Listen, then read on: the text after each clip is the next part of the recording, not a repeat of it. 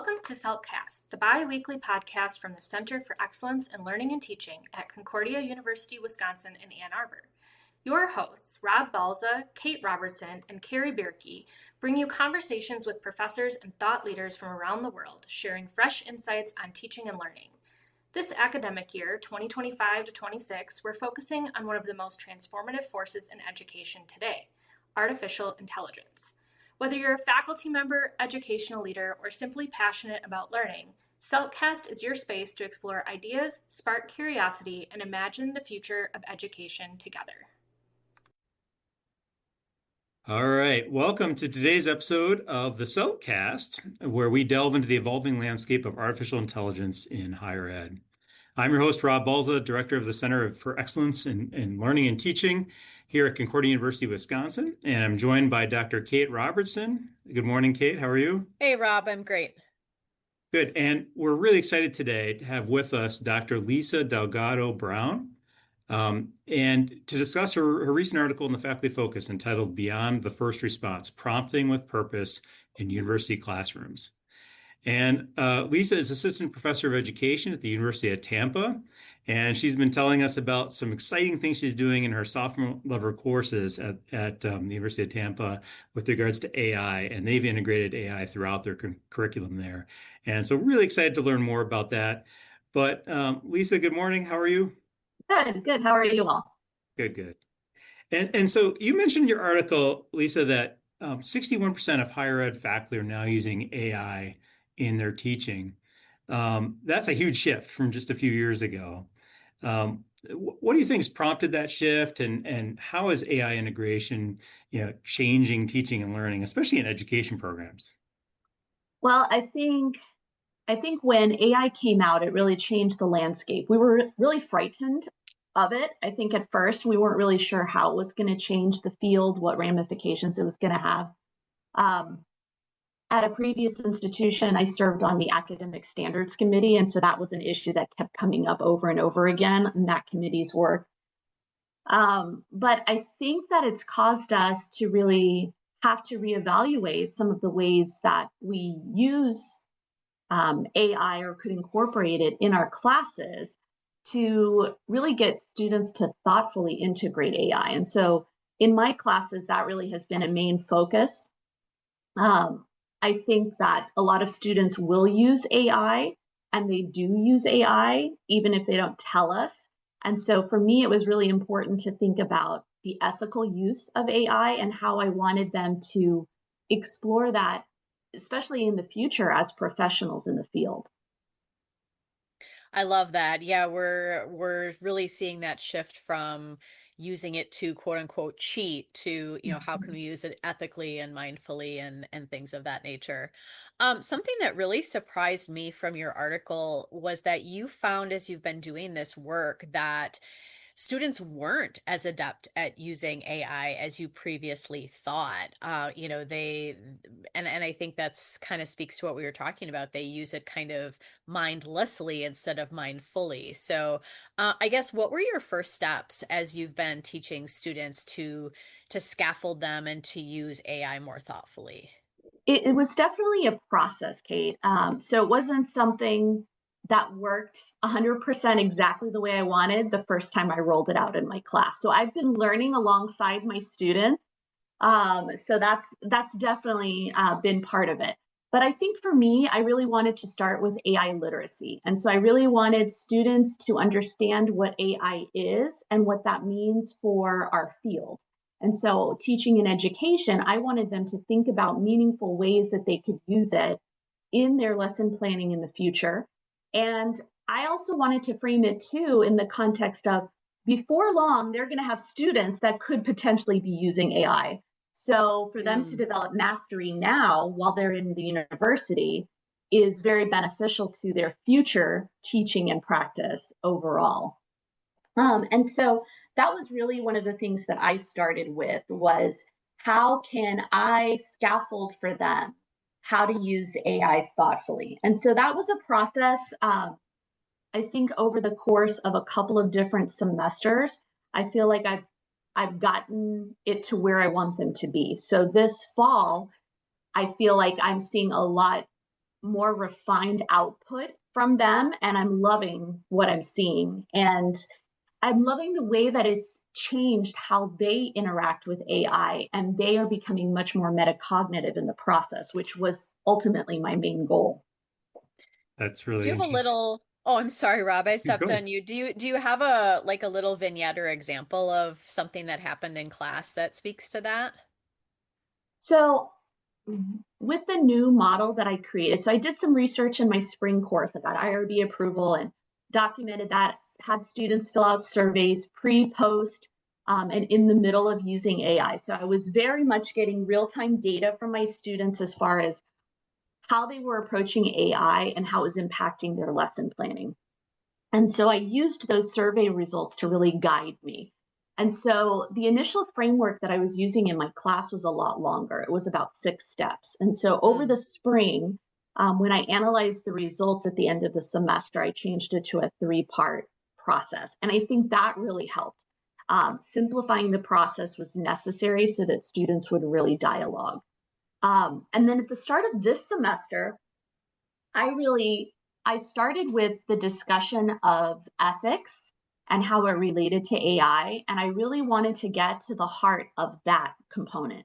I wanted students to understand that ethical use and responsible practice was crucial in using AI. And so to me, that really tied with that AI literacy. We talked a lot about how they could use AI not to just come up with lesson plans, for example, but to scaffold. And so I really Mm. wanted to emphasize their role in the process of using AI. And so conversations recently, we finished half of our tutoring for the semester. So in my course, students use AI to create tutoring lesson plans that they go out and deliver into the field Mm. with real students. And recently we completed the midway point, and the survey data indicated that students are feeling much more confident in their use of AI and they're taking ownership. So the dialoguing has changed now from just accepting the initial output that AI gives them as, oh, now AI has given me this lesson plan idea. That's the best. I can't Huh. improve it. Sure. Um, and so now it's changed that frame. So now they're saying, oh, I don't really like how AI told me to do this. I'm going to go here and get this idea and put it in. And so I'm seeing a lot more metacognition. I'm seeing a lot more critical thinking, and their prompting is really evolved. And to me, that's a crucial component too. They have to learn that AI can be their assistant throughout the process, but they are the ones that are developing this professional expertise, not the AI machine that is so, it's so well developed as far as, you know, calculating what we might want from it. However, they, as the student, are the ones, they know the learners that they're working with. They know what they need that lesson plan to include and incorporate. So That's wonderful, Lisa. What a lot of institutions right now are thinking about ethical guidelines. You mentioned ethical considerations for students, and we have a strategic task force that's looking at kind of ethics for both students and faculty. I'm curious about your opinion here. Like, in what way do ethical guidelines that you develop, with your students, sounds like you do it collaboratively with your students in some cases. How does that differ from ethical guidelines intended for faculty, or in what ways is it the same? I think it's evolving. I think as we learn more about AI and we see how it impacts the field, I think we're going to keep seeing those guidelines evolve. And I know for me, previously working on the academic standards committee that I mentioned earlier, that was one of the things that we kept broaching at first was how do we know if students really used AI for this? Are there things that we could look at within it? And so I think that incorporating that critical thinking component is crucial to avoid just kind of blatant plagiarism. That's not what we're going for. And I think AI is so much better than that. And as far as a tool goes, it's going to help our students so much more if they take ownership of the process. And so to me, that's really integral, getting them to buy into that piece that it's going to develop them as a person and a professional is critical for them to use it properly in the classroom context. Students are really good at sniffing out when there's double standards, right? Yeah. So if faculty are using AI to do things that we discourage students from doing, that's really, really frustrating to them. So I appreciate your sensitivity to those areas. Yeah, I want to go back to that three-part model that you were talking about. And as part of the podcast, we always put a link to your article so anybody listening can hopefully check out your article. But for those who maybe haven't gotten to the article yet, those three phases of Lisa's model are explore, refine, and revise when teaching that three-phase approach of using AI and AI prompting. Do you feel like one area of that three-part model is easier for students, is harder? I guess, where have you seen the most growth or the most work as far as that three-part model goes? Sure. It's a new model that I came up with after my spring semesters ended. I analyzed my data and I came up with that over the summer. And so I've just put it into practice this fall. So it's very real time as far as the rollout. And so with the Explore, Refine, and Revise, the Explore phase is really designed for students to list their prompts and then to describe what they've done with that. So one of the things that I changed this fall was I had students take notes, handwritten notes, that they would bring to class to use as they're generating that. And so we do these activities in class, and I incorporate it that way. And so within that Explore phase, they're putting in kind of a text-to-speech or free writing prompt where they're listing some of their ideas out. And then they are documenting their initial prompt that they're giving AI. That phase seems to have gone pretty well. The refine phase is where I really had to offer the most scaffolding. So the way that I conceptualized the refine phase is that within that phase, students would be doing a lot of dialoguing back and forth. And to me, this is really where we get to the heart of demonstrating that ethical and responsible use, because they aren't taking just the first piece of information that AI gives them and accepting it and not continuing to reflect or explore further. So within that refine phase, they are refining what output AI is giving them. And so they're dialoguing back and forth. And so as far as the process goes, they are creating a chat, and they are documenting that chat back and forth in the documents that they turn in my class. And so that phase took the most scaffolding. I think students are really at a good spot with it now. And so I'm curious to see how it goes the rest of the semester. Sure. And see how that works. But that refine phase is really, it needed a lot of scaffolding because they didn't know how to really communicate with AI. And by that, I mean, they needed a lot of scaffolding from me as far as how to develop proper prompts and to get those questions to really be at a level where they're dialoguing back and forth. And so they would often have to go back to course readings or reference the textbook, which is what I wanted them to do. Go back to those initial ideas and then continue to explore. And so that it took a lot of scaffolding, but I'm excited where we're at. And then the revise phase, essentially in that phase, they just demonstrate what their final output was. So in our class, they're creating a lesson plan. So they'll put their final kind of lesson plan iteration there. And then they highlight throughout that final piece what they changed from those dialogues in AI. And so that's been very helpful for me to see how they have utilized AI, but then changed it to match their own teaching philosophies. A lot of people call what you're describing prompt engineering. Yes, And exactly. I've even seen like certificate programs in prompt engineering now popping up and things like that. Lisa, for faculty that may not be as familiar with this whole idea of prompt engineering, can you give us a couple examples of like what this looks like in your field, and how you coach students kind of through this whole prompt engineering process? Sure. So at first, what I would see was they would give a very general prompt. So again, I'm in education, they're developing lesson plans. oftentimes working with struggling students. So they might say, develop a 5th grade lesson plan for vocabulary. So what AI is going to deliver is just kind of a vague response of ideas they're pulling from their algorithm. And so it would give a very long, detailed lesson plan. And the students, especially at my level, working with entry level, we call them pre-education students. So they haven't even started all of their major coursework. This is really one of their first classes where they're exploring lesson planning. They had no idea what to do with all that information. It just gave them way too much information. They were on overload, and the default was, AI knows so much, I know so little. I must have to accept what AI is giving me as, the best answer. And so I really worked with them to get those prompts more specific. So one of the things that I did this semester was I created a custom GPT for my class.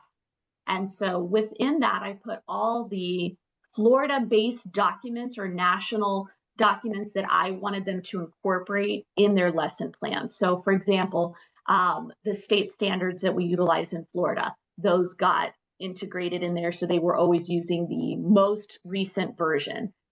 Any of the ESOL standards to support English language learners that are from a national level, I put those. So any of those documents I wanted them to integrate were in the custom GPT. So it created a dialogue that was much more tailored to what I wanted them to do. And then they used those to create more detailed prompts. So for example, instead of just saying create a lesson plan for AI, that is 5th grade vocabulary, they might go in with a much more specific prompt and say something along the lines of, I have a struggling learner, and I noticed that they're at a WIDA level 3, and they really need supports for vocabulary. Specifically, I'd like to include some images to go along with these 5 words that I plan to explore in the lesson. And I want to make sure that my students are going to have the scaffolds to understand these concrete words.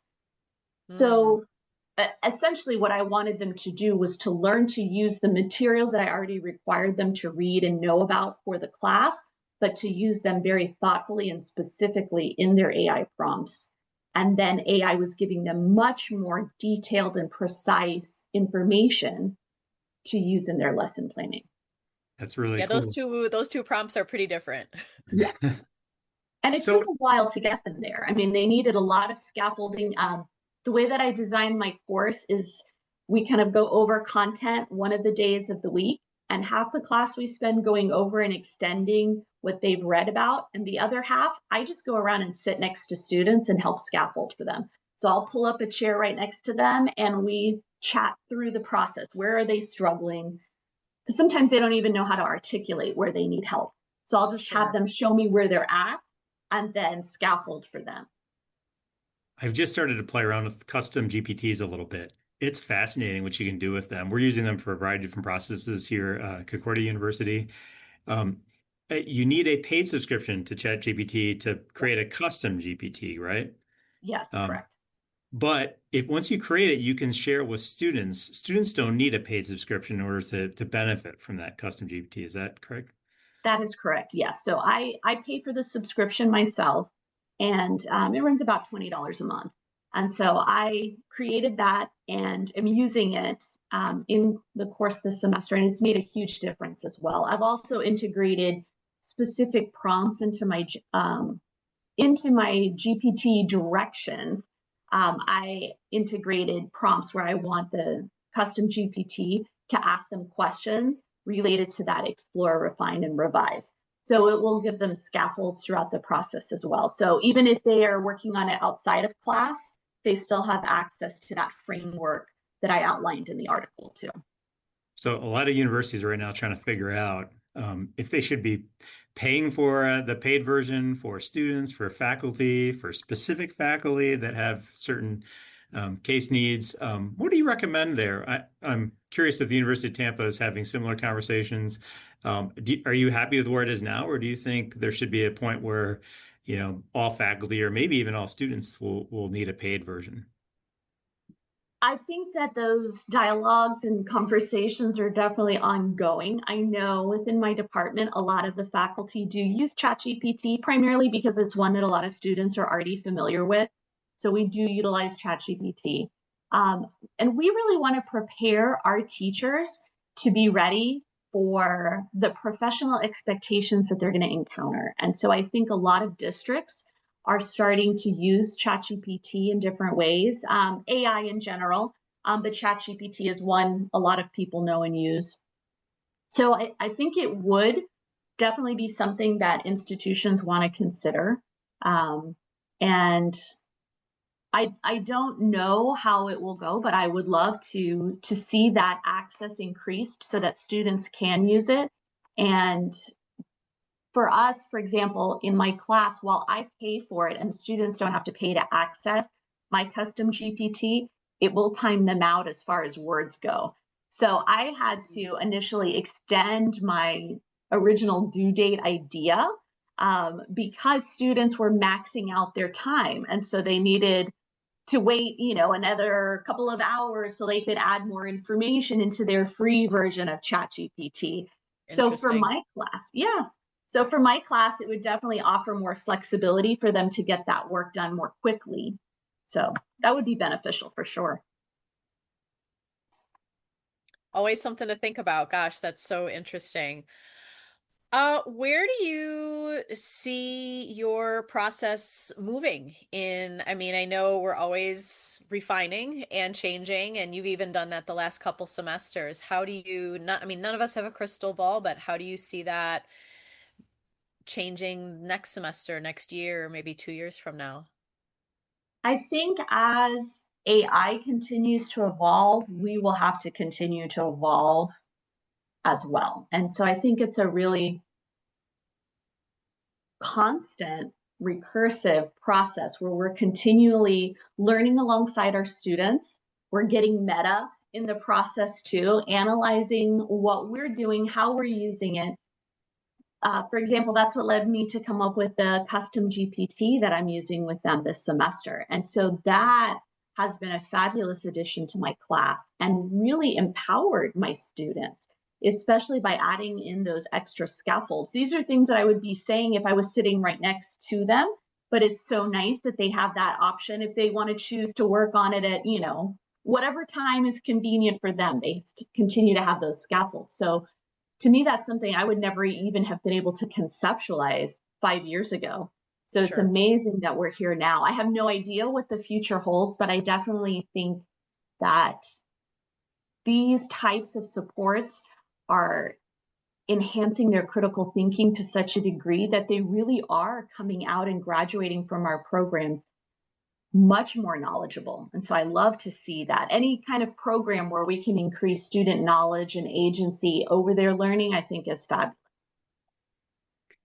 Dr. Lisa Delgado-Brown, we really appreciate your time joining us and sharing some of your thoughts and the exciting things you got going down there at the University of Tampa in your classroom.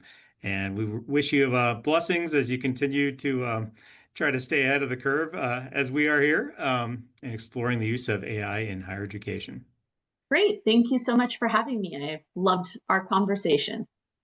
Thank you. Thanks. Thank you. Thank you for listening to CELT-cast, brought to you by the Center for Excellence in Learning and Teaching at Concordia University, Wisconsin in Ann Arbor. We hope today's conversation gave you something valuable to take away, whether a new idea to apply in your teaching practice or simply a perspective to consider further. Be sure to subscribe so you never miss an episode. You can find us on Amazon Music, Apple Podcasts, Spotify, and YouTube. Production for this episode was done by Ashley Curtin. Until next time, thank you for joining us and keep teaching faithfully.